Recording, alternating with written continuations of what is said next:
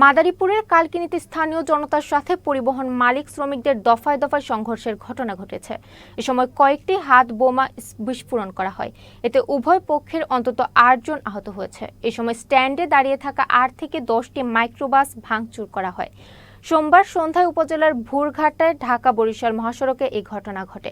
এতে করে সড়কের কয়েক কিলোমিটার পথ তীব্র যানজটের সৃষ্টি হয়। খবর পেয়ে পুলিশ সহ যৌথ বাহিনীর ঘটনাস্থলে এসে পরিস্থিতি নিয়ন্ত্রণে আনে। কালকিনি থানা ভারপ্রাপ্ত কর্মকর্তা KM সুহেল রানা জানান, সার্বিক পরিবহনের মালিক শ্রমিকদের সাথে স্থানীয় জনতার সাথে তুচ্ছ ঘটনাকে কেন্দ্র করে ধাওয়া পাল্টা ধাওয়ার ঘটনা ঘটে। পরিস্থিতি নিয়ন্ত্রণে অতিরিক্ত পুলিশ মোতায়েন করা হয়েছে। যে ব্রিজ রয়েছে সে জায়গায় মেহেদি নামে একটি ছেলে এবং ইসাক নামে একজন, দুইজন হোন্ডা নিয়ে দাঁড়িয়েছিল। সার্বিক পরিবহনের ড্রাইভার ওই হাইড্রোলিক হর্ন যেহেতু জোরে দেওয়ার প্রেক্ষিতে সেই হোন্ডা সহ সেই ছেলে পড়ে যাওয়ার পরে সে আবার হোন্ডাতে উঠে সামনে বুরঘাটা যে বাস স্ট্যান্ড রয়েছে সেই জায়গায় যে ড্রাইভারকে আটক করে তার সাথে কথাবার্তা এক পর্যায়ে হাতাহাতি হয়।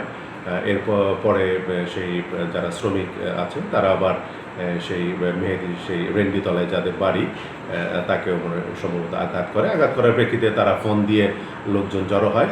এক পর্যায়ে উভয় পক্ষের মধ্যে ধাওয়া পাল্টা ধাওয়া লাঠিসোঁটা নিয়ে একটা বিশৃঙ্খলা সৃষ্টি হয়। আমি খবর পেয়ে তাৎক্ষণিক ঘটনাস্থলে যেয়ে উভয় পক্ষকে